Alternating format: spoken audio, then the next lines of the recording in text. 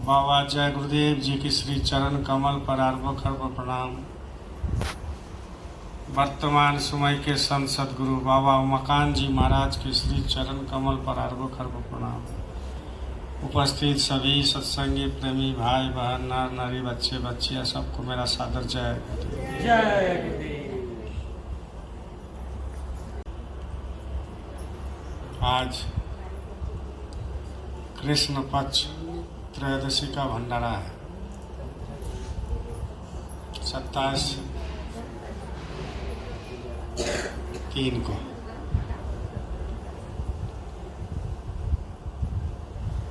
आप जैसे कि जानते हैं कि नगरी नाम योग साधना स्थल में त्रयोदशी का भंडारा, साप्ताहिक सत्संग,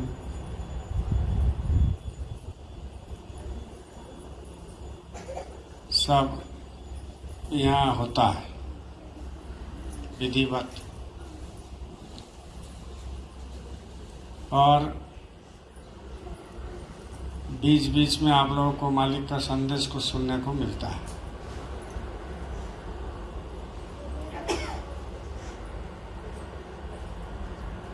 जब मालिक को संदेश को सुनने को मिलता है तो मन शीतल रहता है। मन जो है शीतल रहता है। अब मन शीतल रहेगा तो हर काम में मन लगता है, क्रोध कम होता है, जिसके चलते परिवार में भी शांति रहता है, समाज में भी शांति रहता है और हर तरफ से आपका पूजा पाठ में भी मन लगेगा, काम में भी मन लगेगा, संसार में भी मन लगेगा।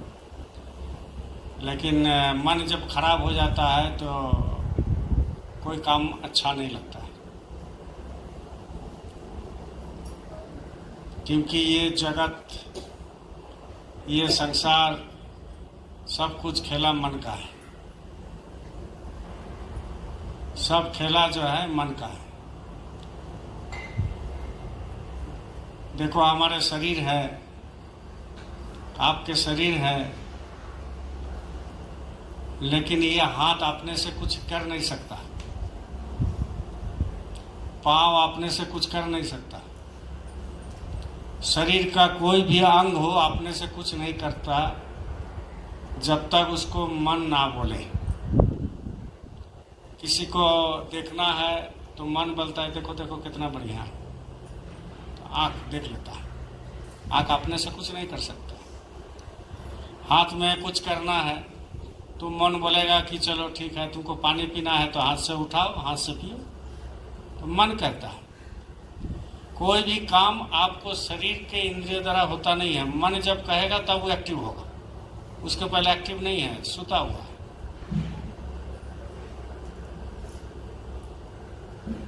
वो एक्टिव नहीं रहता है, वो जो है चुप रहता है। लेकिन जब मन उसको बोल देता है कि ये काम करना है तो हाथ उठता है, आंख देखता है, कान सुनता है, मुंह बोलता है, शरीर चलता है, पैर चलता है। ये जब तक मन उसको नहीं बोलेगा तब तक वो कुछ कर नहीं सकता, वो एक्टिव नहीं होता है, शरीर का कोई भी अंग।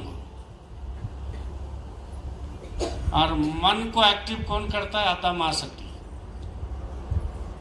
उन्हीं का वो जो है कंट्रोल में है। मन कंट्रोल में है आत्मा महाशक्ति का, और हमारे शरीर का जो भी इंद्रिय है वो कंट्रोल है मन से। इसलिए संत महात्मा मन के ऊपर बहुत जोर दिए हैं। संत मत में कि मन चुप हो गया तो जगत चुप हो गया, संसार चुप हो गया, कुछ करने का मन बचा नहीं, मन चुप हो गया। जितना रगड़ा धगड़ा सुबह से शाम तक ये मन कराता है। और संत मत में मन को कंट्रोल करने के लिए सदगुरु नाम का प्रावधान बनाया, नाम को। क्योंकि ये संसार, ये पृथ्वी, ये ब्रह्मांड, ये स्वर्ग, ये नरक, ये देवलोक, देवी लोक, प्रकृति लोक, पुरुष लोक, ऊपर में अलख लोक, अगम लोक, अनाम लोक, उसके ऊपर में जो भी लोक है, ये सब शब्द में टिका हुआ है, शब्द में। जब शब्द बंद हो जाएगा तो ये सारे चुप हो जाएगा, लेकिन ये शब्द में टिका हुआ है। वैसे ही आप भी शब्द में टिके हुए, ये संसार जो बैठे हैं ये सब शब्द में टिका हुआ है। तो संत मत में शब्द को बहुत ज्यादा प्रावधान दिया है, शब्द को ज्यादा वैल्यू दिया है, और शब्द को ही कहते हैं नाम। और यही शब्द को पाने के लिए संत महात्मा सबको अपने रास्ते में लगाते हैं, क्योंकि वो शब्द में बहुत बड़ा ताकत है। जब वो शब्द आपको अंदर में प्रकट होता है, या शब्द को कोई साधना करता है, शब्द का कोई प्रैक्टिस करता है, शब्द का कोई अभ्यास करता है, तो उसका अंदर में पॉजिटिव एक एनर्जी पैदा होता है, पॉजिटिव एनर्जी। जब वो अंदर में पॉजिटिव एनर्जी पैदा होगा, तब वो कोई भी काम करेगा उसमें सक्सेस हो जाता है। लेकिन अंदर में जो शब्द आ रहा है उसको अभ्यास करना पड़ेगा, तब वो पॉजिटिव एनर्जी होता है। इसलिए महात्मा जो बोल देते सो हो जाता है। क्यों? क्योंकि वो अभ्यास करके उन्होंने वो शब्द को पाया है गुरु की दया लेकर। तो उसी शब्द को आपको यहाँ अभ्यास करने के लिए सदगुरु लाए हैं, सदगुरु बताते हैं कि ये शब्द को अभ्यास करो। क्योंकि संत मत में अभ्यास को बहुत बड़ा महत्व दिया गया। इस बार भी होली प्रोग्राम में महाराज जी ने कहा लाखों लोगों को सामने मन से कि अभ्यास करो। जब बैठोगे अभ्यास करोगे तो वो चीज होता है, उसके पहले नहीं होगा।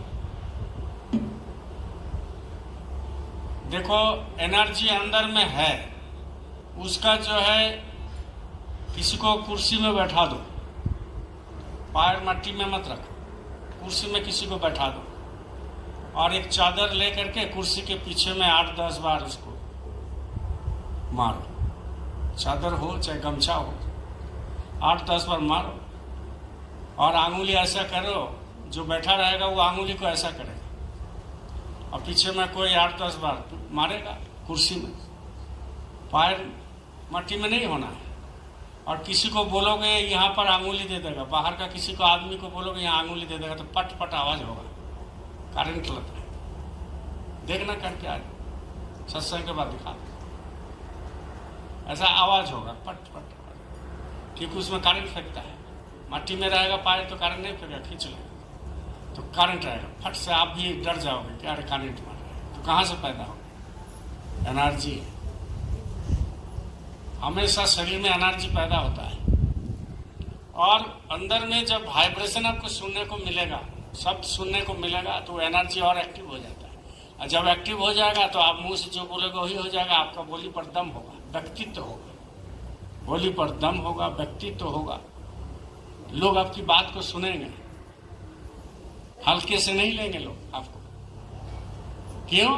क्योंकि आपके एनर्जी आपके अंदर से बाहर निकाल रहा है, और आपने वो एनर्जी को बहुत ध्यान से देखा, परखा, अभ्यास किया, शब्द अंदर में आ रहा है, तो उनको भी कोशिश आप कर रहे हैं। तो बताओ, जब आपको शब्द नहीं मिला तो ये एनर्जी आपके अंदर पैदा होता है, और जब शब्द आपको सुनने को मिलेगा, सुनने को मिलने लगेगा, तो क्या एनर्जी, क्या से क्या नहीं कर सकता है वो साधक, बहुत कुछ कर सकता है। लेकिन इस सब से पहले जिंदगी में जो है कुछ कुछ चेंज करना पड़ता है। तो संत महात्मा कहते हैं, कुटिल वचन सबसे बुरा, कुटिल वचन सबसे बुरा, जारी करे तन छार, जारी करे तन छार, साधु वचन जल रूप है, बरसे अमृत धार। ये संत वचन। कुटिल वचन सबसे बुरा, बंदूक से गोली निकल गया तो खेल खत्म हो गया, आप उसको वापस नहीं कर सकते। ऐसा ही किसी को ढेला मार दीजिएगा इसके बाद ढाला हाथ से निकल गया, इसके बाद आप मन में से अरे मार दिए, वापस करो, वापस होगा, सीधा मारेगा उसी को ढेला। ऐसा ही वचन जब आपने कह दिया किसी को भी, चाहे हम हो चाहे आप हो, तो वो वचन रह गया, हवा में उड़ता रहता है। अब दुनिया गोल है, ऐसे घूम रहा है। तो किसी को वचन आपने बोल दिया, हम भी जिंदगी में बहुत देखे, आप भी देख रहे हो। वचन जब किसी को आपने कटु वचन बोल दिया, चाहे कुछ अशुभ वचन बोल दिया, तो वो जब घूमेगा तो आपके पास सूद के साथ, मूल के साथ आपको जवाब देगा। घूमता है पृथ्वी पूरा घूमा, तो वो आपको जो है उसका कर्म का फल मिल जाएगा। इसीलिए कहते हैं कि वचन सोच समझ करके बोलना, कि आगे चल करके आपको पछतावा ना हो कि हमने ही कह दिया, हमने ऐसा बोल दिया, हमको नहीं बोलना चाहिए था, बस हो गया तो हो गया, निकल गया। आप पश्चाताप करने से कुछ नहीं। अगर पश्चाताप होता है तो भाई आइंदा से हम नहीं बोलेंगे, ऐसा होना चाहिए। इसलिए कहते हैं कुटिल वचन सबसे बुरा, जारी करे तन छाड़। मतलब इसीलिए महात्मा आप लोग देखे हैं, संत सदगुरु जो भी आते हैं, पहुंचे हुए फकीर जो होते हैं, वो वचन बहुत कम बोलते हैं, बहुत कम, जरूरी के अनुसार। और जब वो वचन बोल देंगे वो लग जाएगा, वो लग जाते हैं। हमारे मालिक के पास सब घूमते रहते हैं, बोलते हैं कि ऐसा हो गया, कैसे करना है, कैसे करना। तो उन्होंने वचन से जो बोल दिया कि चलो वहां जा करके धुआं लगा लो घर, तो वो वचन का वो मंत्र हो गया। आप ऐसे धुआं लगाने से घर में कुछ नहीं होगा, लेकिन जब वचन हो जाएगा कि तुम घर में जाकर के धुआं लगाओ, सुबह शाम को 8 बजे दरवाजा खिड़की बंद करके धुआं ले लेना, तो वो वचन लग गया उसके साथ, तो वो काम कर जाएगा। तो ऐसा ही महात्मा बहुत सारे हैं कि वो अपने वचन को बोल देते हो तो काम में लग जाता है। तो लोग सोचते हैं कि ये बहुत बड़े महात्मा है, तो बड़े तो है, तो वो काम तो आप भी कर सकते, आप भी कर सकते। उन्होंने जगा लिया, आपने जगाया नहीं। उन्होंने वचन को संभाल के बोला, आपने संभाल के नहीं बोला। उन्होंने रहन सहन चेंज कर दिया जिंदगी में। जिंदगी का मतलब ये नहीं है कि हम खाए और सोए, है ना, और जो इच्छा सो कर ले और एक दिन चले जाए, ये जिंदगी नहीं है। जिंदगी में डेली परखना चाहिए और डेली कुछ ना कुछ चेंज करना चाहिए कि हम ये गलती कर रहे हैं, चलो छोड़ो आप मत नहीं करें। तो धीरे धीरे जिंदगी बदल जाता है। अगर बदलना है तो आत्मा विश्लेषण की जरूरत है कि नहीं हमने ऐसा किया था, अब नहीं करेंगे, खेल खत्म। इसलिए हमारे गुरु महाराज कहते थे, मालिक कहते हैं कि जब भी आओ आश्रम पर तो एक एक बुराई छोड़ते चलो।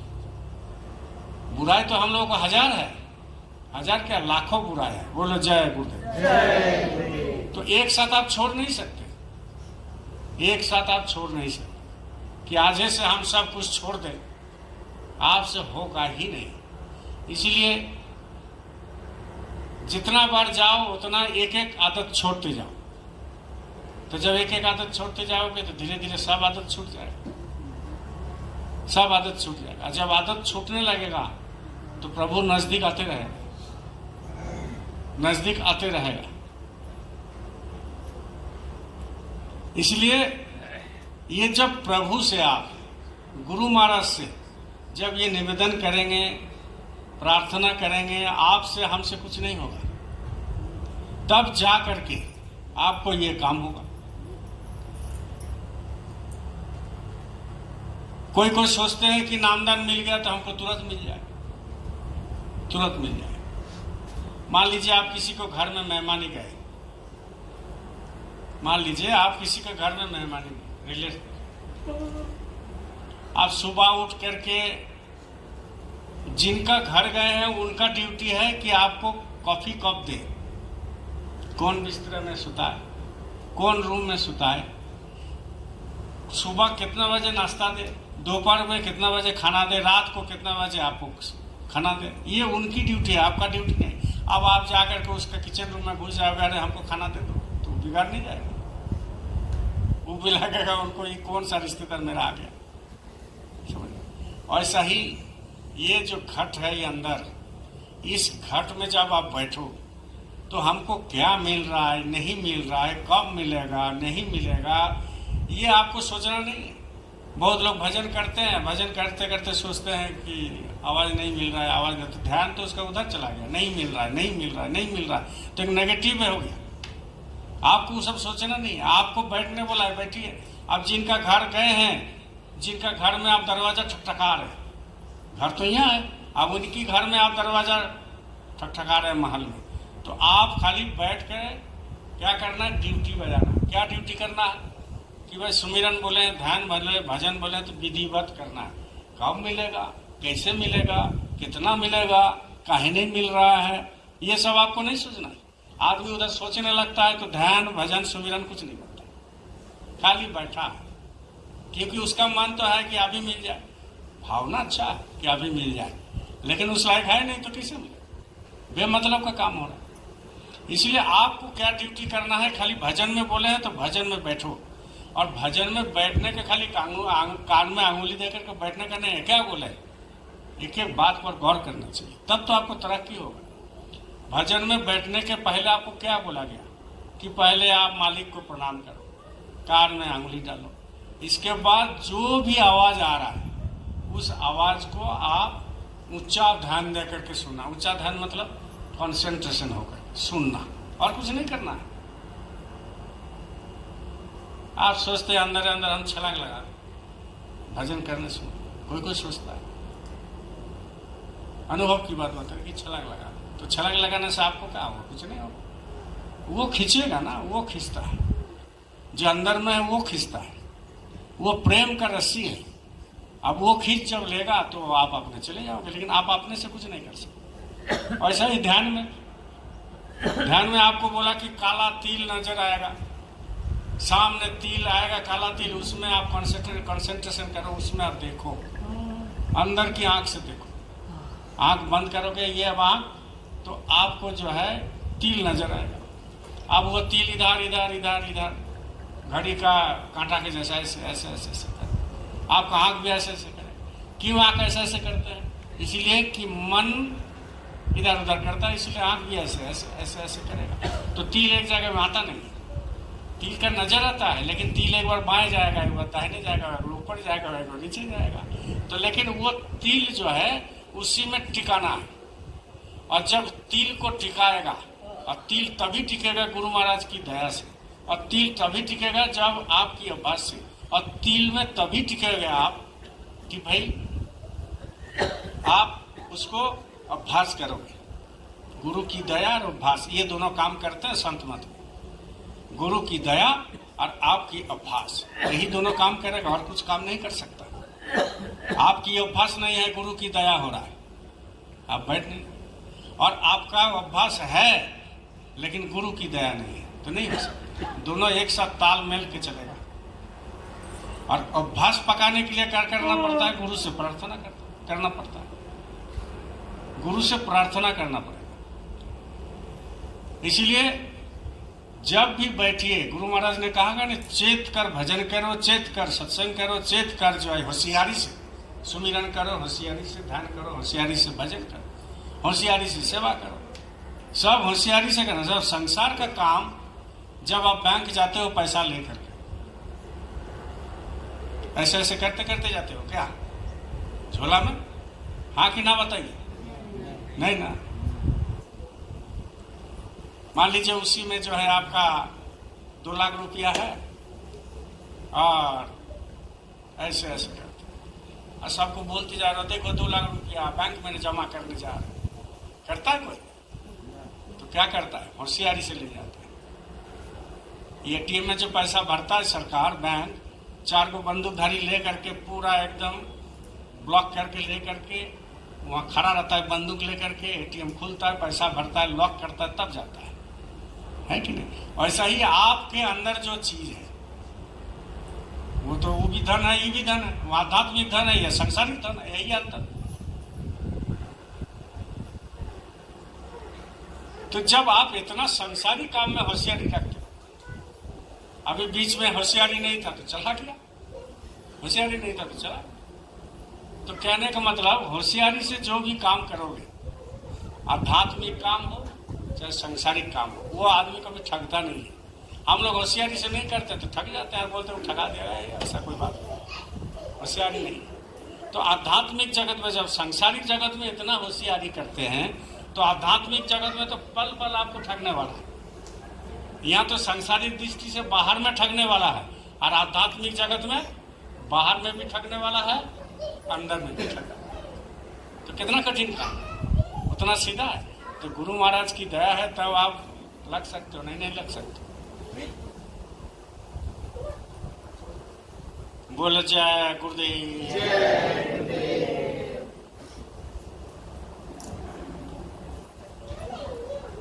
इसीलिए चरण में लिपटना पड़ेगा। गुरु की चरण कहाँ है? दोनों आंखों के बीच में, बाहर कहीं नहीं। तेरे चरणों में लिपट जाते हैं, तेरे इश्क में मैं पर जाते हैं। तेरे चरणों में लिपट जाते हैं, तेरे इश्क में मैं पर जाते हैं। तेरे चरण में लिपट जाते हैं। इनकी चरण कहाँ पर है? दोनों आंखों के बीच में, बाहर कुछ नहीं। तो जब ये चरण में आप लिपट जाएंगे अंदर में, और वो चरण कैसा है? प्रकाश।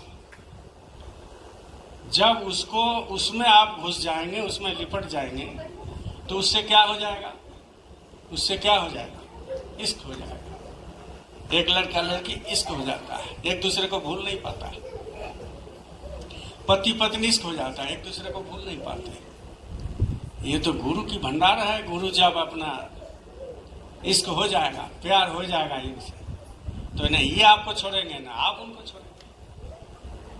क्योंकि शरीर से मतलब नहीं है कोई, आत्मा परमात्मा से मतलब, शरीर से कुछ मतलब। शरीर से अगर इश्क किया जाता है, शरीर से प्यार किया जाता है, मन से प्यार किया जाता है, तो वो टिकता नहीं है, वो टिकता नहीं है, क्षणभंगुर है। लेकिन आत्मा परमात्मा से जब प्रेम हो जाते हैं, आत्मा परमात्मा से जब इश्क हो जाते हैं, तो वो कभी छूटता नहीं है। वो रंग लग जाता है, रंग लग जाएगा। कितने महात्मा साधु संत फकीर हुए, वो इस रंग में रंग गया। बोलो जय गुरुदेव। इस रंग में रंग गया। तो जिस ऐसे रंग में रंग जाता है कि वो दाग छूटता नहीं, कभी नहीं छूटेगा वो दाग। और वो दाग जब नहीं छूटेगा तो बताओ कितना उससे प्रेम हो जाता है। प्रेम का निशानी कितनी है? बहुत निशानी। गुरु भक्ति की निशानी कितना है? बहुत है, बहुत निशानी है। और आप और हम तो कुछ गुरु भक्ति नहीं करते, ना दिखाते हैं, और ना हम लोग को कोई ऐसा कष्ट हुआ गुरु भक्ति करने में। जब गुरु भक्ति करने में कष्ट नहीं हुआ तो गुरु कैसे मिलेंगे? गुरु कैसे मिल जाएंगे? उतना सीधा नहीं है। बुल्ले शाह जैसा प्रेमी, बुल्ले शाह जैसा प्रभु की प्राप्ति करने के लिए जो गुरु भक्ति का मिसाल दिखाया, वो कहाँ मिलेगा? वो कहाँ मिल सकता? नहीं मिल सकता। बहुत कठिन साधन है ये सब मेरे भाई बहन, बहुत कठिन साधन। अगर आप गुरु से प्रेम नहीं करोगे तो आप ये साधन में आप कभी टिक नहीं सकते, आध्यात्मिक जगत में टिक नहीं सकते, सत्संग में आ नहीं सकते, सत्संग में टिक नहीं सकते। देखो आज बंदी था, पूरा रांची बंद है। आते ही समय देख रहे थे सब बंद करा रहा, तो हम तो जल्दी जल्दी पहुंच गए, इसीलिए पहुंच गए। तो इस कैसे कैसे हो जाएगा? नहीं, आज हमको भंडारा है, त्रयोदशी कृष्ण पक्ष, तो हमको जाना है। कोई बोलता है हमको पता ही नहीं, अरे तुम्हारा ठेका लेके बैठा है, हमको पता ही नहीं। तुम्हारा ठेका लेके बैठा है, तुमको पता नहीं, कौन पता करेगा? तुम्हारा जीवन का उद्धार तुम खुद करोगे। सत्संग में आना तुम्हारा ड्यूटी है। अब पता नहीं, ग्रुप में डाला जाता है, पता करना चाहिए कि भाई हमारा त्रयोदशी कृष्ण पक्ष का भंडारा कब होगा, अमावस्या इसका और भंडारा कहाँ होगा, साप्ताहिक सत्संग कम होगा, साधना शिविर का। ये तो सबको ड्यूटी है कि पता करो। कोई तुमको बोलेगा तब आओगे? ऐसे नहीं होता है। एक संसार चलता है, परिवार चलता है, सबकी मदद से चलता है। एक आदमी बोलेगा हम परिवार को खड़ा कर दिए, वो गलत बोलता है, वो गलत बोलता है। परिवार को खड़ा करने के लिए सबकी सहयोग की जरूरत होता है, सबको, एक बच्चा तक का भी। ऐसा ही आश्रम खड़ा करने के लिए जो 2 रुपया दिया उनका भी सहयोग है, जो कुछ नहीं दिया, एक पत्ता उठाया झाड़ू लगा दिया उसकी भी सहयोग है, जो लाखों करोड़ों दिया उनका भी सहयोग है, और जो महीना 2 महीना साल भर या जिंदगी बिता दिया आश्रम में उनका भी सहयोग है। जो जिंदगी बिता दिया उनके ज्यादा है, और जो 2 दिन में गया उसका कम है। ऐसी बात नहीं। एक परिवार को खड़ा करने के लिए, एक संसार को खड़ा करने के लिए, एक देश को खड़ा करने के लिए, एक आपका जो है गुरु को, आश्रम को खड़ा करने के लिए, ये सबकी जरूरत पड़ता है, सबकी। एक आदमी से नहीं होगा, एक प्रवी से नहीं होता है। इसलिए जो संत सदगुरु आते हैं, नामदान देते हैं, वो दूसरे के लिए आते हैं। उनका तो कल्याण हो गया, वो कब कर दिया गुरु महाराज, लेकिन वो दूसरे के लिए पैदा होते हैं, जन्म लेते हैं। लेकिन आप और हम अपने लिए पैदा हुए, अपने लिए। कब हमारा उद्धार होगा? वो किनके द्वारा होगा? सदगुरु के द्वारा होगा। आप उद्धार करने नहीं आए, हम उद्धार करने नहीं आए संसार में। उद्धार करने हम लोग नहीं आए, हम लोग अपने आप को गुरु के हवाले करके हमारी आत्मा का उद्धार गुरु महाराज करेगा, इसमें लगाना है। गुरु तो उद्धार हो गए, वो तो सदगुरु है, वो पंचभौतिक शरीर में आते हैं, लेकिन अंदर में क्या उनका रस है, क्या है, नहीं है, वो तो वही जानते हैं। लेकिन बीच में वर्णन करते हैं, वो सब चीज वर्णन कर देते हैं कि हारमास का पुतला नहीं है गुरु। गुरु हारमास का पुतला नहीं है। अगर वो सांसारिक दृष्टि से अगर शरीर में नहीं रहेगा तो कौन समझाएगा? अब वो रूप में अगर आ जाए तो आप नहीं समझ पाओगे, ना आप उनके सामने खड़े हो सकते हो। इसलिए वो सांसारिक दृष्टि से वो क्या करते हैं, मानव शरीर में आते हैं और आकर के समझाते हैं।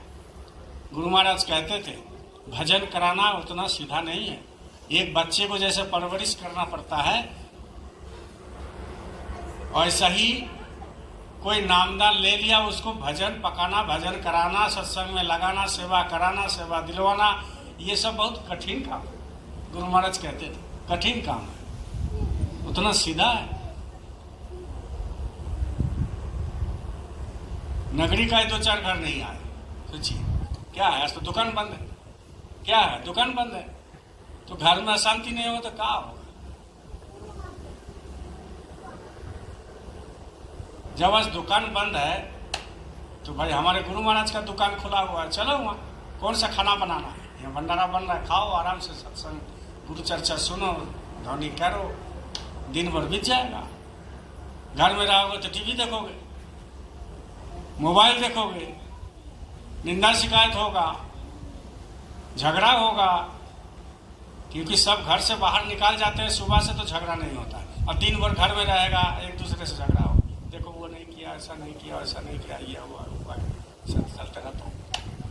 तो उससे तो बढ़िया है कि आश्रम में चले जाए भाई, वहाँ कुछ सुनने को मिलेगा, गुरु की दया मिलेगा। इसलिए गुरु का प्रेम बहुत ही जरूरी है।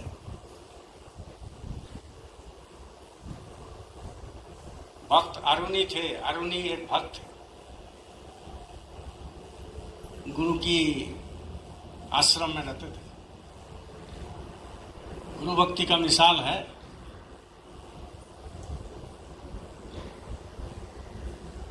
और गुरु का छोटे बड़े सब काम वो करते थे।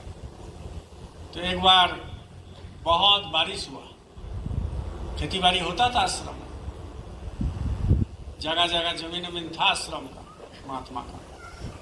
तो महात्मा जी ने कहा आरुणि को कि अरे आज इतना पानी हुआ, जा करके देखो वो खेत का मेड़ टूट ना जाए, वो खेत का मेड़ टूट ना जाए, देखो जाकर। वो अपने चले गए और देख रहा है कि पानी लबालब भरा हुआ है और एक जगह आरी, उसका खेत का आरी कटा हुआ है और उसमें पानी खूब निकल रहा है। वो मिट्टी दे रहा है, वो मिट्टी बहा दे रहा है, छोटा कंकड़ टुकड़ा दे रहा है तो वो भी बहा जा रहा है। तो उनका मन में तरफ हुआ कि गुरुजी ने कहा कि पानी रोक देना, वो पानी देख लो, आरी को ठीक से बांध देना। लेकिन मन में इसका कसक था, गुरु का आदेश तो पालन कहाँ कर रहे हैं हम कर नहीं पा रहे हैं, क्योंकि मिट्टी दे रहा है तो बह जा रहा है, छोटा छोटा टुकड़ा दे रहे ईटा तो बह जा रहा है, तो कैसे क्या होगा। बोलो जय गुरुदेव। तो वो क्या किए, उसी आरी में वो लंबा करके सो गए। सोचिए, उसी आरी में लंबा करके सो गए, पानी रुक गया, आधा इधर उधर निकाल रहा लेकिन सो गए। इधर भोर 4 बज गया, ठंडा का दिन था। तो गुरु महाराज ने कहा कि अरे उसको आरुणि को नहीं देख रहे, कहाँ है। तो बोले हुजूर आपने तो भेजा है वहाँ उनको सेवा करने के। बोले क्या चीज में। तो बोले वो आरी देखने के लिए, पानी लबालब भरा हुआ। अरे तो अभी तक नहीं आया। बोले नहीं, उनको तो आ जाना चाहिए, गुरु को सब मालूम था। तो अपना लंठन लेके निकला, खूब जाते हल्ला करते हुए जा रहा है, आरुणि तुम कहाँ है, कहाँ है, कहाँ। तो जब मेड़ पर पहुंचा देख रहे कि वो सोया हुआ है। तो बहुत सारे शिष्य रहते हैं ना, देखिए गुरुजी आराम फरमा रहे, आपके आदेश का पालन कहाँ किया। होता है ना, एक दूसरे से पीछे लगता है। तो गुरु तो समर्थ है, समझ गए। तो आरुणि यहाँ तुम सोया हुआ है, अभी तो गया नहीं, मेड़ बांधा नहीं क्या। तो बोले हुजूर मेड़ तो बांधने का कोशिश किए, मिट्टी दिए, बहुत कुछ कोशिश किए, लेकिन मेड़ बना नहीं। वो पानी का इतना बहाव था कि वो लेके जा रहा था, हम खुद सो गए। कुछ तो पानी रुका तो उनके ऊपर प्रसन्न हो गए गुरु महाराज। हुजूर जब वो प्रसन्न हो गए, उठाया, उठा करके बोला कि ये तो बहुत बड़ी बात है, तुम मेरा आदेश का पालन किया। तो जब गुरु खुश हो जाते हैं तो कुछ ना कुछ देते हैं, कुछ ना कुछ देते हैं। और वो हाथ उठा के नहीं देते कि ले जाओ 1 लाख रुपया चाहे 2 लाख रुपया। आप जाते हो जब उज्जैन में, जब गुरु महाराज के पास जाते थे तो वो क्या देते थे, आंख से आंख मिला करके। इस बार उज्जैन गए आप लोग भी, हम भी गए। तो भाई किसको क्या मिला है वो तो आप जानते हैं, हम जानते हैं। एक बार इधर उधर जो है गुरु महाराज देख लेते हैं, आंख से आंख मिला देते हैं, हाथ उठा देते हैं, तो उसी में काम बन जाता है, उसी में काम बन जाता है। इसलिए आध्यात्मिक जगत में जिंदगी को आप धीरे धीरे चेंज करना चाहिए, धीरे धीरे छोड़ना चाहिए। चेंज कब करोगे, जब छोड़ोगे तब, ऐसे नहीं। धीरे धीरे कोई चीज छोड़ना चाहिए। आप छोड़ दो, धीरे धीरे छोड़ दो, जैसे जैसे उम्र होते जाएगा छोड़ दीजिए, और नहीं तो फिर आगे चल करके वही आपको बांध के रखेगा। क्योंकि इस लाइन में जो है आपको छोड़ना ही पड़ेगा, नहीं तो आगे चल करके बड़ी मुसीबत है, छोड़ नहीं सकते। और हम लोग छोड़ते नहीं है इसीलिए कि अभी बहुत देर है, अभी मरेंगे नहीं, ऐसा मन में आता है। अभी मरेंगे नहीं, अभी कैसे छोड़ देंगे, अभी तो मेरा उम्र कम है, उम्र कम। कोई जानता है कब क्या किस चीज से मरेगा। अभी तो क्या रांची में बंद है, किसी बीजेपी लीडर को गोली मार दिया, चाय पी रहा था सुबह, चाय का दुकान में गोली मार दिया, पेपर में देख रहे। हम थोड़ी थे वो, न्यूज में देखा। तो वो रात में कभी सोचा है कि कल सुबह चाय पिएंगे मर जाए? कभी नहीं सोचा। वो रात को योजना बनाया हो, ऐसा करेंगे वैसा करेंगे ये करेंगे। वैसा ही आप और हम डेली योजना बनाते हैं, ऐसा करेंगे वैसा करेंगे ये करेंगे वो करेंगे, इधर हो जाएगा उधर हो जाएगा, लेकिन कोई गारंटी नहीं है कि कल हम सुबह देखें या ना देखें। और जिस दिन आपका ये गारंटी से आप मुक्त हो जाएंगे, उस दिन आपका जिंदगी में क्रांति घट जाएगी। गारंटी से मुक्त होना है कि हम किसी भी समय जा सकते हैं, किसी भी समय। और जब ये आपका मन में आ जाएगा, क्रांति घट जाएगा, तो शरीर से आपको अलग होने में समय नहीं लगेगा। ये शरीर से अलग होने में समय नहीं लगेगा। ये शरीर है, ये दोनों एक है। शरीर और आप दोनों एक साथ है। और जैसा ही कुछ कुछ छोड़ते जाओगे, गुरु की दया होते होते जाएगा, ये धीरे धीरे धीरे धीरे धीरे छूटते जाएगा। ये तब ये आत्मा इधर खड़ा हो जाएगा, शरीर इधर खड़ा, इसको जला देगा और इसको जला नहीं सकता, ले जाएगा ऊपर वाला। सीधा सा फंडा है, एक है। अभी हमारे शरीर में आत्मा है, मन है, चित्त है, बुद्धि है, विवेक है, वैराग है, सब इसी शरीर के साथ लिप्त है, कनेक्ट। अब ये दोनों सब एक साथ है। अब जैसा ही आपकी धीरे धीरे दुनिया छूटने लगेगी, आपको जो है गुरु के ऊपर भक्ति होने लगेगा, तो ये जो चिपका हुआ है ये आत्मा शरीर में, ये आत्मा धीरे धीरे गुरु की सहारे से ऐसे ऐसे छूटेगा और ये आत्मा पड़ा रहेगा, छूटेगा छूटेगा छूटेगा छूटेगा। अब जो है ये आत्मा जो है छूट गया तो लोग कहेगा कि मर गया। अब मर गया तो इसको जला दिया, खेल खत्म हो गया, राख हो गया, तो धो दिया। स्मशान में धो भी देता है, राख का भी पता नहीं चलता। और ये कभी मरता नहीं। इसको ना जल से मर सकता है, ना डूब सकता है, ना आगी से मर सकता है, ना इसको गोली कर सकता है, ना इसको कोई मिटा सकता है। ये अजर है, अमर है। और इसको कौन खींचता है? गुरु खींचेगा, खींच लेगा। भजन करोगे तो गुरु खींचेगा, और भजन नहीं करे तो कौन खींचेगा? जम खींचेगा, ले जाएगा ऊपर में, सजा देगा। भजन करोगे तो गुरु खींचेगा, गुरु ले जाएंगे। और भजन नहीं करोगे, संसार में लिप्त रह जाओगे, तो इसको कौन खींचेगा? जम खींचेगा। तो जम खींचेगा तो ऊपर में सजा देगा। सजा का बहुत सारे प्रावधान है। 34 गो नरक है, उसमें जा करके जलाएगा, कटाएगा, सराएगा, सब कुछ करेगा। कितना दिन, कितना अरबों खरबों तक, जो देखा वही ना बताएगा। अभी तो लोगों को मजाक लगता है नरक वरक कुछ है नहीं, तो किताब झूठी है। सतगुरु संत सतगुरु जो बोल के गए कबीर साहब के यहाँ से, तो झूठ है, वो तो सच्चा बोला है। गुरु पुराण जो लिखता है ऐसा ही सब सच्चा है। लोगों को डराते हैं पंडित जी कि देखो ऐसा होगा ऐसा, फिर भी नहीं डरता। बोला हटा, पार के अपना छोड़, दक्षिणा लो, भागो।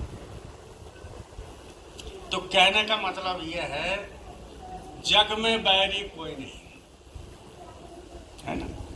जग में बैरी कोई नहीं, जो मन शीतल होय। और ये आपा तो डाल दे, दया करे सब कोई। यदि तुम्हारा में मन में शीतलता है तो संसार में कोई भी तुम्हारा शत्रु नहीं है। हम लोग में शीतलता अभी तक नहीं आया, इसीलिए उसको शत्रु नजर आता है, उसका शत्रु नजर, वो खराब नजर आता है, ये अच्छा नजर आता है। तो ये छोटा मोटा खेल नहीं है। इसको दूर करने के लिए बहुत साधन भजन की जरूरत पड़ता है। जब साधन भजन की जरूरत होगा, साधन भजन करेंगे, तब ये मन में ये सब चीज निकलता है, नहीं तो ये नहीं निकलता है।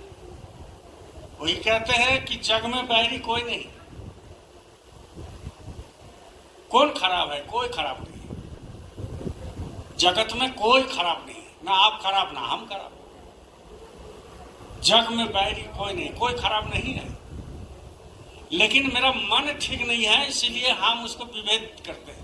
वो खराब है, वो खराब है, ये अच्छा नहीं। लेकिन खराब कौन है? हम खुद हैं। तो जब ये आपके अंदर आ जाएगा भावना की मैं खुद खराब हूं, बाकी सब ठीक है, बाकी सब अच्छा है, मैं खराब हूं, तो गुरु की दया होने लगे। क्योंकि आप सरेंडर कर दिए, आप सरेंडर कर दिए गुरु के पास। तो जब सरेंडर कर देंगे तो गुरु आपको तैयार कर लेगा। गुरु कब तैयार करता है? जब सरेंडर करते तब, उसके पहले नहीं। उसके पहले क्लास ले लेते हैं, लाइन में लगा के रखते हैं, क्लासरूम में मतलब सत्संग में लगा के रखते हैं। लेकिन जैसा ही आप तैयार हो जाएंगे गुरु की दया से, तो गुरु अपना लेगा, गुरु अपना लेता है। ये आपा तो डाल दे, दया करे सब कोई। तुम अपने अहंकार को त्याग दो तो तुम्हारी बात मानेंगे सब। और अहंकार छोटा मोटा चीज है, उसको त्याग कर दे। अहंकार कोई छोटा मोटा चीज है कि झट से त्याग हो जाएगा? बहुत बड़ा चीज है। अहंकार में तो अच्छे अच्छे साधु, अच्छे अच्छे महात्मा, अच्छे अच्छे गुरु, अच्छे अच्छे लोग, अच्छे अच्छे पैसा वाला, अच्छे अच्छे राजनीति, अच्छे अच्छे माता पिता, अच्छे अच्छे पढ़ाई लिखा, अच्छे अच्छे सब।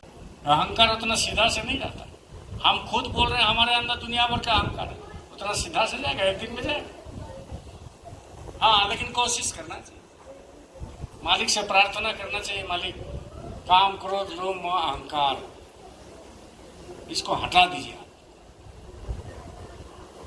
और ये हटेगा कब? जब आप ज्यादा समय देंगे तब। समय ज्यादा देना पड़ेगा। लोग समय नहीं दे रहे। 24 घंटा कम है क्या? 60 सेकंड में 1 मिनट और 60 मिनट में 1 घंटा और 24 घंटा में आप उसको गुना कर लीजिए, फिर भी समय नहीं है बोलते हैं। नादानी है, नादान है। 60 सेकंड में 1 मिनट होता है, 60 मिनट में 1 घंटा, कम है क्या?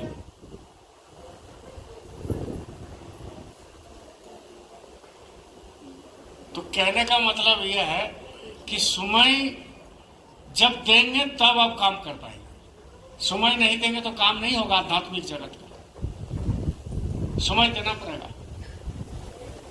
कहाँ से समय दे भैया? हमारे पास इतना काम है। काम आपके पास कुछ नहीं है, आपका मन उसमें लगा के रखा है, आपको खींच रहा है। काम आपके पास कोई ज्यादा थोड़ी है। लोगों के पास काम ज्यादा नहीं रहता है, आप परख करके देख लेना, काम ज्यादा नहीं रहता है। कोई सोचते होंगे आपका तो कोई यहाँ है ही नहीं, तो आपको कैसे पता चलेगा? अरे आज नहीं है, एक दिन तो था। आज नहीं है, एक दिन तो था। समय निकालते थे, उसमें समय निकालना पड़ता है। 3 घंटा आप कैसे इस टीवी के सामने बैठे रहते हैं, चाहे सिनेमा में बैठे, तो 3 घंटा। अभी एक फिल्म आएगा, छावा फिल्म, देखना, 4 घंटा बैठा रहेगा, उसमें कोई काम नजर नहीं आता।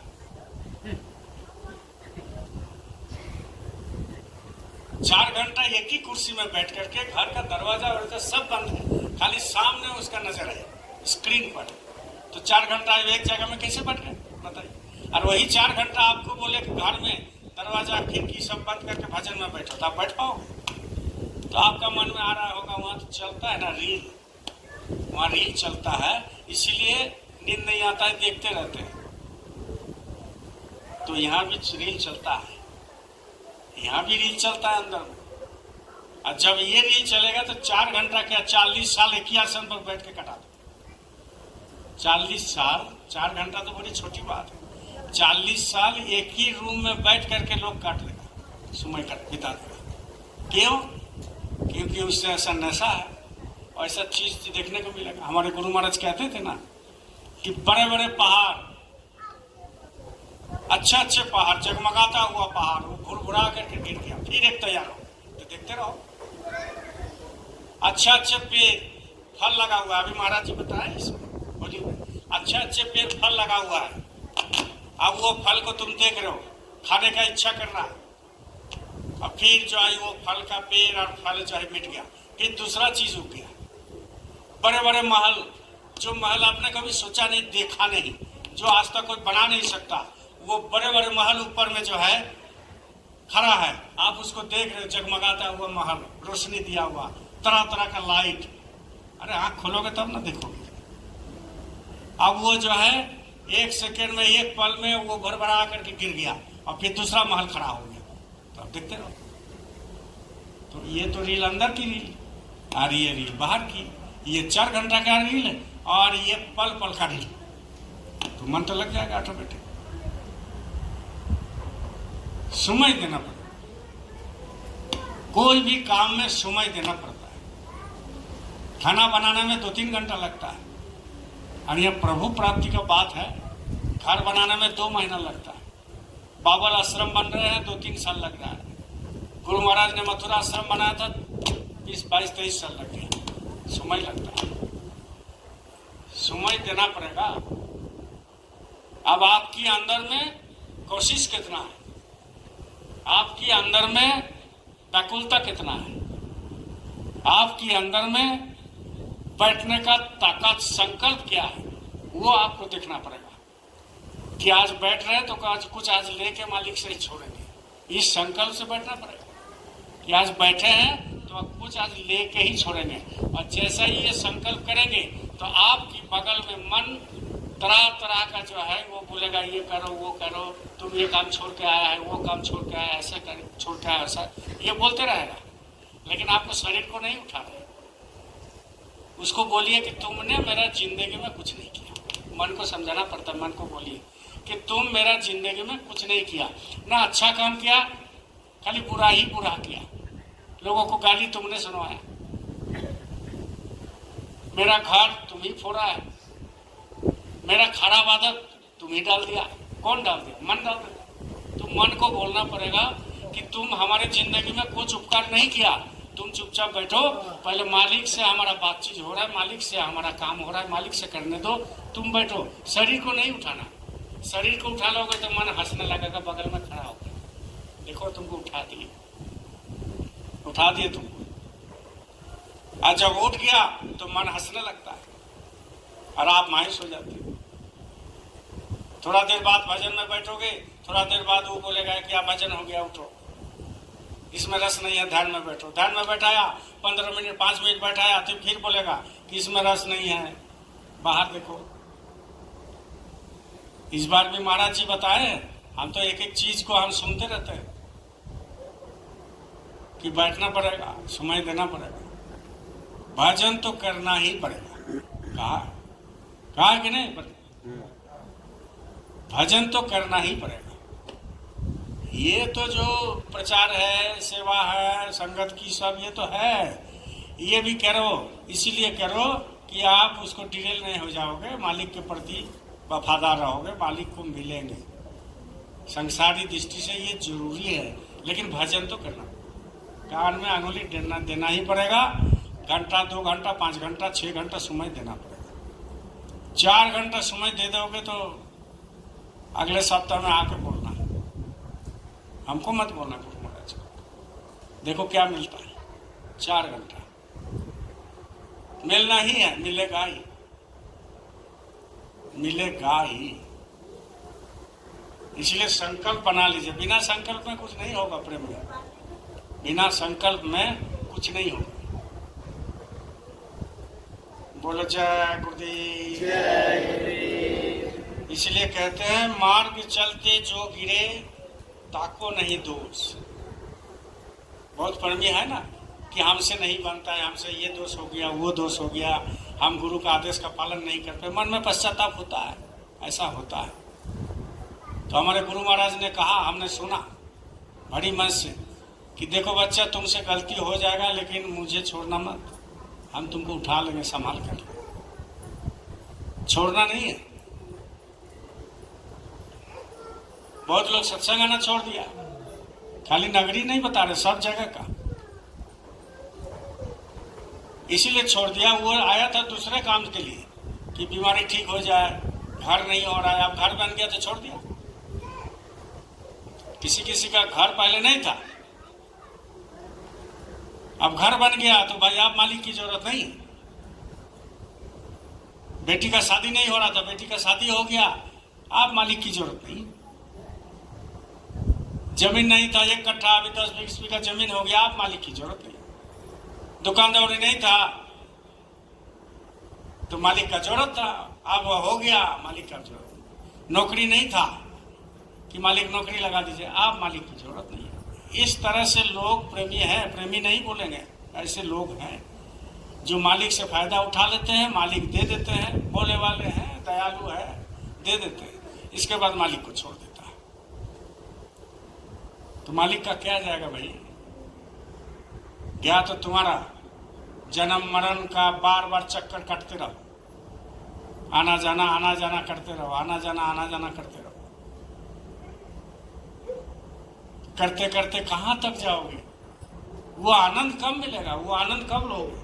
जो अंदर की जो आनंद है वो कब लोगे? अंदर का जो व्याकुलता है, रस है, प्रकाश है, शब्द है, वो कब लोगे? किस जन्म में लोगे? इसी जन्म में ले लो। ठीक है, आप बोल रहे सतलोक नहीं पहुंच पाए, अलग लोग नहीं पहुंच पाए, देवी देवता लोग नहीं पहुंचे, अगम लोग नहीं पहुंच पाएंगे, लेकिन गुरु का सानिध्य रह करके, गुरु से प्रेम करके, इसी संसार में रह करके वो आनंद लिया जा सकता है।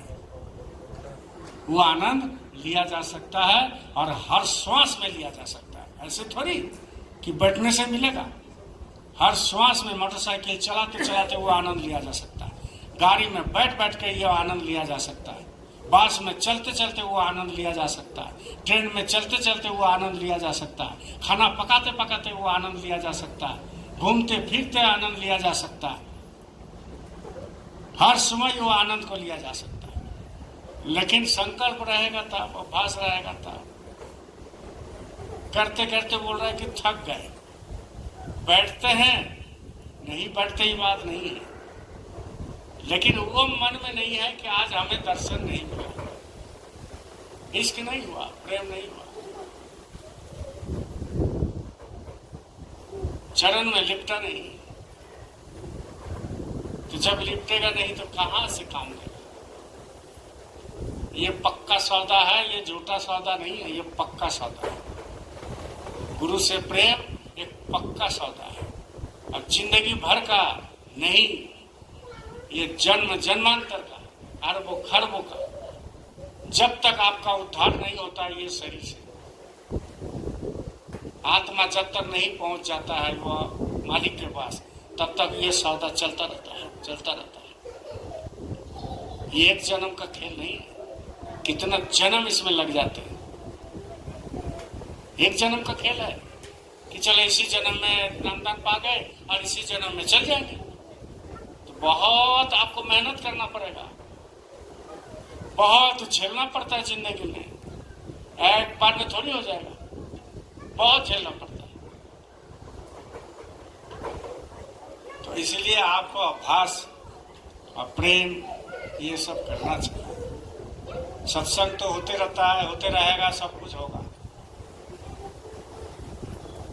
लेकिन गुरु भक्ति करने के लिए अभ्यास बहुत जरूरी है, प्रेम बहुत जरूरी है। अभी मैं माना आ रहा है, देखो अभी ट्रेन में जो है सीट नहीं है, फूल हो गया, सब फूल हो गया। अब जाना है तो प्लेन में ही जाना पड़ेगा, प्लेन में वेटिंग चल रहा है 20, 22, 50।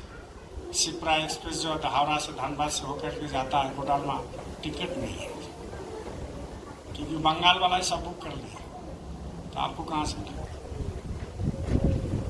इधर बड़का खाना वाला में अभी भी टिकट है, एक हम सफ़र ट्रेन है, हम सफ़र, पता कर लो, नाम देख लो, हम सफ़र इटली है, वो हावड़ा से जाता है भोपाल, उसमें पूरा टिकट है, कोई बुक करना है तो कर लीजिए। हम सफ़र भोपाल में उतर करके बहुत गाड़ी है उज्जैन के लिए, हम सफ़र नाम है ट्रेन का, हावड़ा से जाता है जोधपुर। कल हमको पता चला, मेरा भाई बोला, तो उसको आप कर लीजिए, उसमें कर सकते हैं, बाकी साहब नहीं है ट्रेन टिकट। हमने तो कर लिया 21 तारीख को, है। तो जो जो करना है, मैं जाना है, सब निकालिए अपना, आप ये से कर लीजिए। मेरा गुरु महाराज का भंडारा है, इसलिए जाना भी जरूरी है भंडारा में।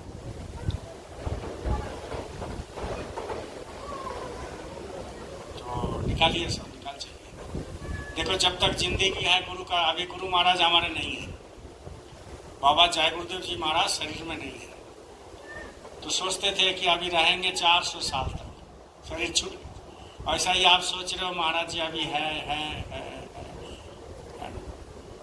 वो भी तो खुद बताते हैं कि हम भी पट्टा लिखा करके थोड़ी लाए, किसी भी समय जा सकते हैं। तो जब तक है दर्शन कर लीजिए, जब तक है सत्संग सुन लीजिए, जब तक है नामदान रिन्यू कर लीजिए, जब तक है दूसरे को नामदान दिला दीजिए। नहीं तो आगे चल करके क्या होगा किसी को पता थोड़ी। कौन नामदान देगा, तैयार है कि नहीं है। वो तो मालिक बोले हैं कि समय आने पर देखा जाएगा, समय आने पर देखा जाएगा। वो तो मालिक का कथन।